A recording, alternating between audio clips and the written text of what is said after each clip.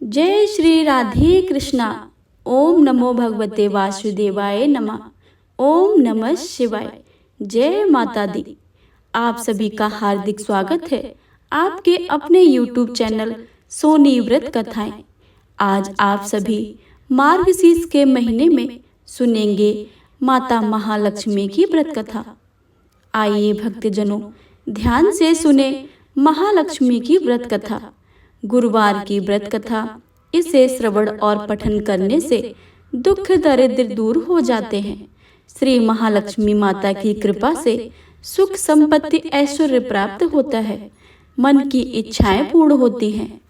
हे प्रिय भक्तों, आप सभी से अनुरोध है कि इस कथा को पूरे भक्ति भाव और मन लगाकर पूरा अवश्य सुने और कमेंट बॉक्स में माता महालक्ष्मी की जय लिखना बिल्कुल भी मत भूलिएगा।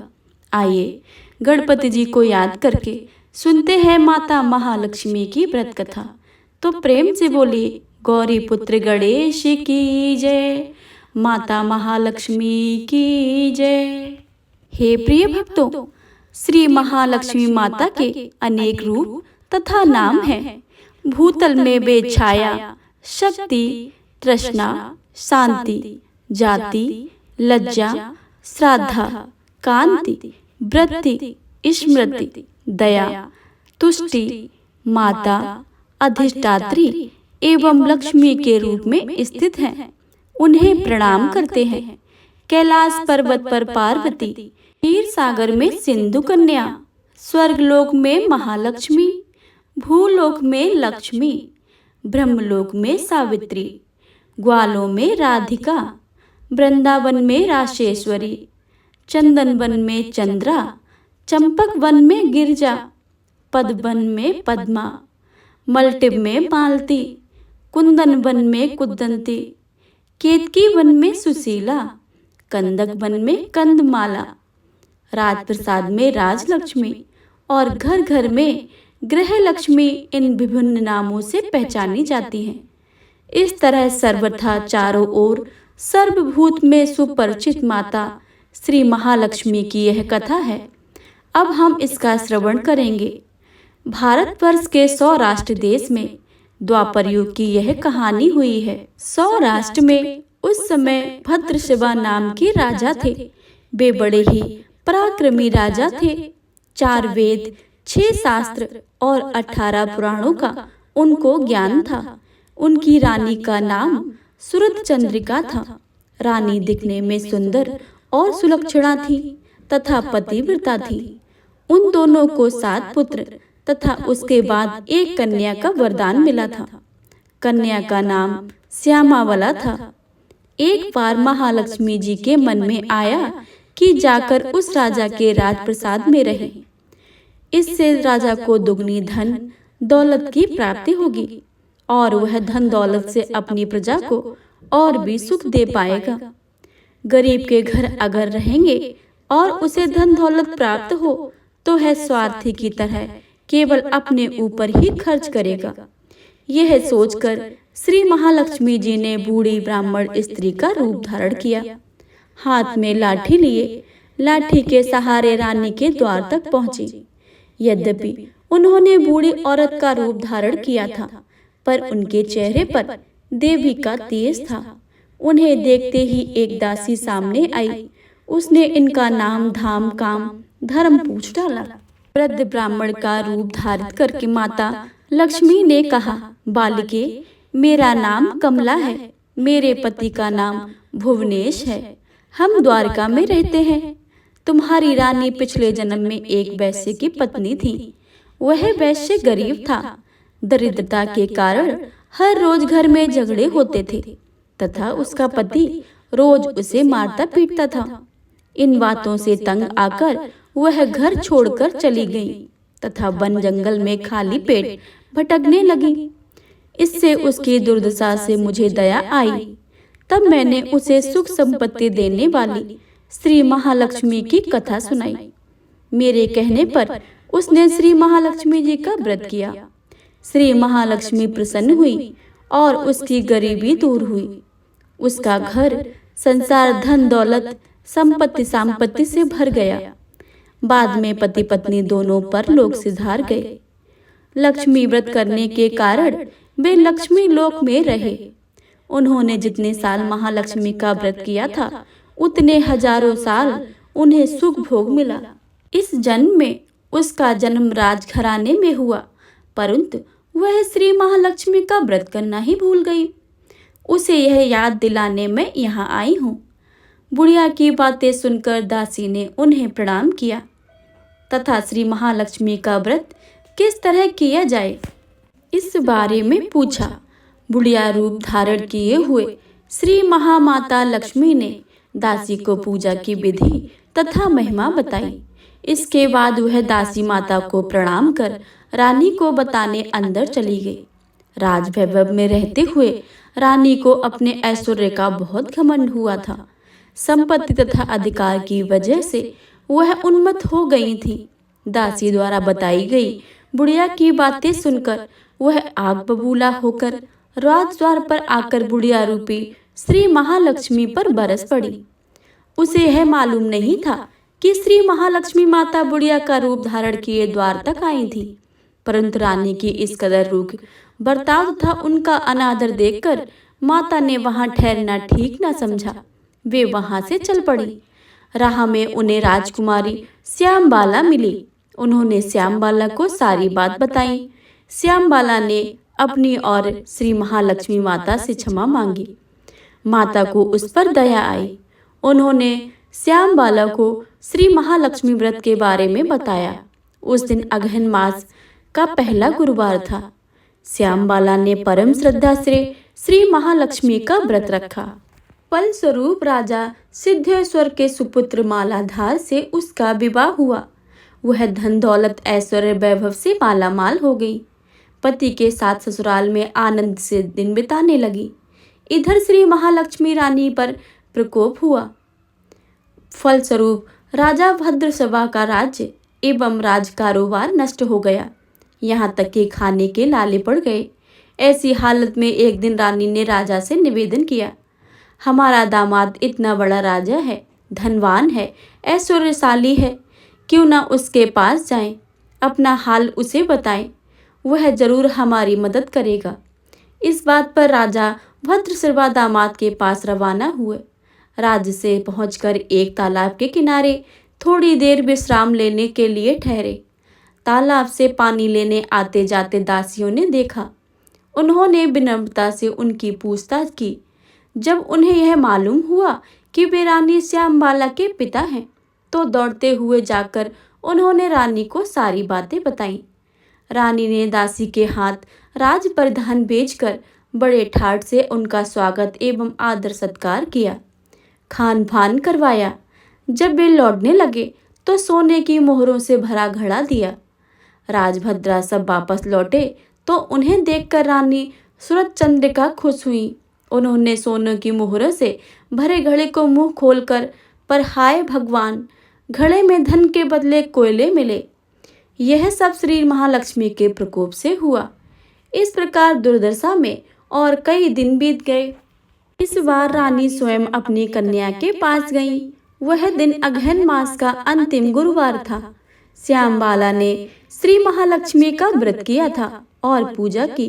अपनी माता से भी व्रत करवाया। इसके बाद रानी अपने घर आई।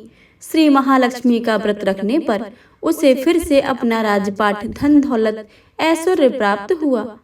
फिर वह सुख शांति आनंदमय जीवन बिताने लगी। कुछ दिनों के बाद राजकन्या श्यामबाला अपने पिता के घर आई। उसे अपने घर देखकर सूरज चंद्रिका को पुरानी बात याद आई। यही कि श्यामबाला ने अपने पिता को घड़ा भरकर कोयला दिया था और उसे तो कुछ भी नहीं दिया था। इसी कारण श्यामबाला को पिता के घर आने पर उसका कोई आदर अतिथि नहीं हुआ, बल्कि अनादर ही हुआ। पर उसने इस बात का बुरा नहीं माना। अपने घर लौटते समय उसने पिता से थोड़ा सा नमक ले लिया। अपने घर लौटने पर उसके पति ने पूछा, अपने मायके से क्या लाई हो? इस पर उसने जवाब दिया, वहां का सार लाई हूँ। पति ने पूछा, इसका मतलब क्या हुआ? श्यामबाला ने कहा, थोड़ा धीरज रखें, सब मालूम हो जाएगा। उस दिन श्यामबाला ने सारा भोजन नमक डाले बिना बनाया और परोसा। पति ने खाना चखा, सारा खाना नमक बिना था, इसलिए स्वाद न आया। फिर श्यामबाला ने थाली में नमक डाला, इससे सारा भोजन स्वादिष्ट लगने लगा। तब श्यामबाला ने पति से कहा, यही है वह मायके से लाया हुआ सार। पति को उसकी बात सही लगी। फिर वह दोनों हंसी मजाक करते हुए भोजन करने लगे। कहा गया है कि इस तरह जो कोई श्रद्धा भाव से श्री महालक्ष्मी का पूजा करे, उसे माता की कृपा प्राप्ति होती है, सुख संपत्ति शांति प्राप्त होती है, सभी मनोकामनाएं पूरी होती हैं। परंतु यह सब प्राप्त होने पर माता की पूजा को भूलना नहीं चाहिए। हर गुरुवार को व्रत पाठ अवश्य ही करना चाहिए। इस तरह श्री महालक्ष्मी का महिमा भक्तों की मनोकामनाएं पूरी करती हैं। प्रेम से बोलिए माता महालक्ष्मी की जय। हे प्रिय भक्तों, अब आप सभी सुनेंगे माता महालक्ष्मी की व्रत की पूजा विधि कि माता की स्थापना कैसे करें, पूजा कैसे करें और व्रत का पालन कैसे करें। यह व्रत पूजा करने से माता महालक्ष्मी प्रसन्न होती हैं तथा सुख शांति एवं धन संपत्ति प्राप्ति होती है। यह व्रत करने वाले स्त्री तथा पुरुष दोनों मन में स्वास्थ्य एवं आनंदमय होने चाहिए। इस व्रत को किसी भी महीने के प्रथम गुरुवार के समय शुरू कर सकते हैं। विधि नियम अनुसार हर गुरुवार को महालक्ष्मी का व्रत करें। श्री महालक्ष्मी की व्रत की कथा को पढ़ें। लगातार 8 गुरुवार को व्रत का पालन करने पर अंतिम गुरुवार को समापन करें। वैसे यह व्रत पूजा पूरे वर्ष भर में की जा सकती है। पूरे वर्ष भर हर गुरुवार को देवी की प्रतिमा या फोटो के सामने बैठकर व्रत कथा को पढ़ें।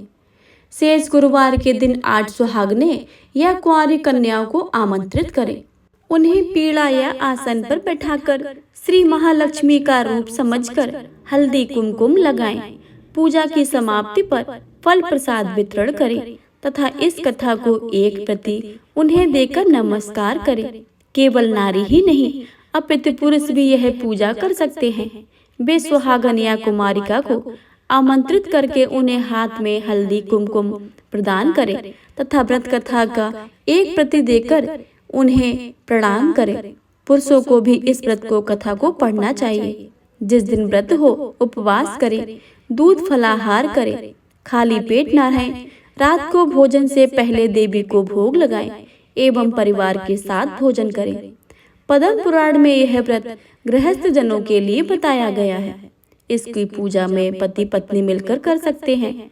अगर किसी कारण पूजा में बाधा आए तो औरों से पूजा करवा लेनी चाहिए, पर खुद उपवास करें। इस गुरुवार को गिनती ना लें।